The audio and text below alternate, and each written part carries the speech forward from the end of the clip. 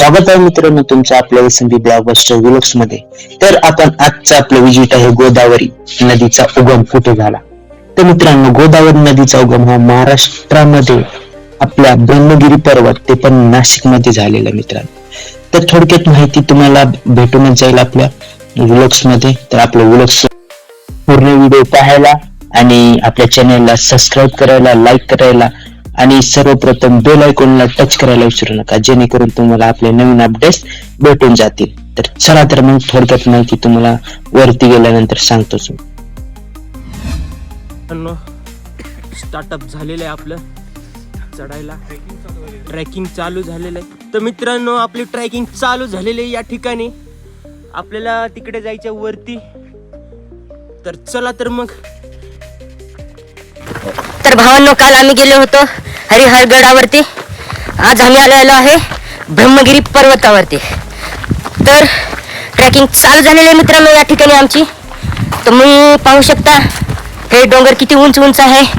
हे बघा, इथे बांध केलेलं आहे गंगाद्वाराकडे जाणारी पायवाट. तर आपण पायवाटेने निघालेलो आहे, वरती जायचं आपल्याला. हा, कृष्णा भाऊ 2 बाटल्या सांभाळायला आपल्यासोबत. मित्रांनो, 1000 पायऱ्या आहेत मित्रांनो, 1000. तर आपण सध्या 200 पायऱ्या चढलो या ठिकाणी. अजून आपल्याला 800 पायऱ्या चढायच्या मित्रांनो. तर पायऱ्या बघू शकता कशा पायऱ्या येतात. खरं म्हणलं तर पहिल्याचे लोक कसं चढत असतील मित्रांनो, विचार करायची गोष्ट आहे. तर जीवनात येऊन हे स्ट्रगल नाही केलं तर काय केलं मित्रांनो. तर चला, आपण आपला एकच ध्येय आहे, वरी टॉपवरती जायचं आहे.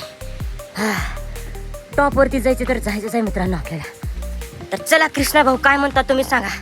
2 शब्द होऊन जाऊ द्या आपल्या फॅन्स लोकांसाठी. तर सध्या बोलायच्या मूडमध्ये कोणी नाही.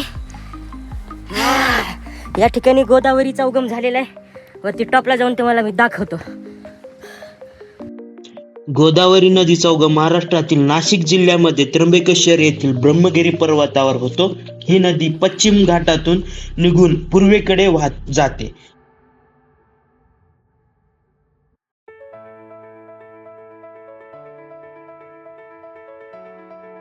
तर मित्रांनो, गंगाद्वार बघू शकता.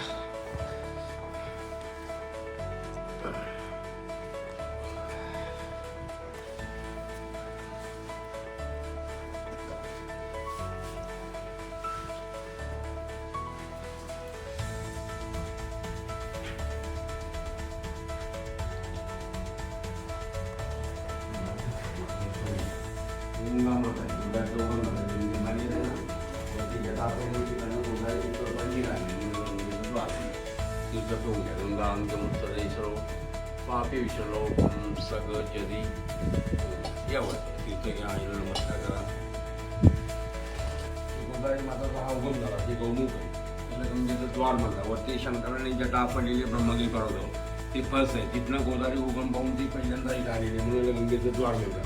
हे पाणी भरल्याच्या नंतर हे गोदावरीचं जल हे कुंडामध्ये गेलं. ही 14-15 फीट डीप आहे. ही इथनं गोदावरी गुप्त होऊन अर्धेश्वरी रामाचं मंदिर आहे, ज्या प्रभू रामचंद्र भगवानी बाण मारला. हीच गोदावरी ते रामाच्या मंदिरात परड झाली. त्याच्यानंतर गावाची आंघोळी करतात कुशेवरच्या कुंडामध्ये गेलेले. कुशेवरच्या कुंडातून त्र्यंबकेश्वरचे मोठे मंदिर आहे. ब्रह्म विष्णू महेश त्रिलिंगातून बाहेर पडल्यानंतर आयली आणि गोदावरी ही दोन्हीचा संगम होऊन पुढे ते मोठी गेली. नाशिक, पंचवटी, नांदेड, पैठणची राज मंदिरवरून बंगालच्या उपसागरावर मिळाली. असा हा गोदावरीचा उगम झाला. ही गौतम ऋषीने आणि म्हणून गौतमी गोदावरी आपली दक्षिण भारतात सगळ्यात मोठी ही गोदावरी म्हणतात. आपले गौतम ऋषी हाताने वात्याचा पाप लागला. ते पापातून त्यांना मुक्त व्हायचं होतं म्हणून त्यांची 12 वर्ष तपस्या करून शंकर भगवानाला प्रसंग उघडून ती गोदावरी प्रगट झाल्याच्या नंतर ती आलेली आहे. तर जशी काशीला वाहते ती भागीरथी गंगा, अशी गौतमी गंगा आपली दक्षिण भारत. जसे की महाराजांनी सांगितल्याप्रमाणे गोदावरी ही दक्षिण भारतातील एक प्रमुख आणि पवित्र नदी आहे, जी धार्मिक आणि सांस्कृतिक दृष्ट्या महत्वाची आहे. तर हिचा उगम नाशिक जवळ त्र्यंबकेश्वर येथील ब्रह्मगिरी पर्वतावर होतो. उंची समुद्र सपाटीपासून सुमारे 1037 मीटर आहे आणि पवित्र स्थळ हे गौतम ऋषीच्या तपश्चर्याचे ठिकाण मानले जाते. हिचा प्रवाह मार्ग महाराष्ट्र, तेलंगणा, आंध्र प्रदेश, छत्तीसगड आणि ओडिसा या राज्यामधून वाहते. हे लास्टला बांगलादेशाच्या उपसागराला जाऊन मिळते.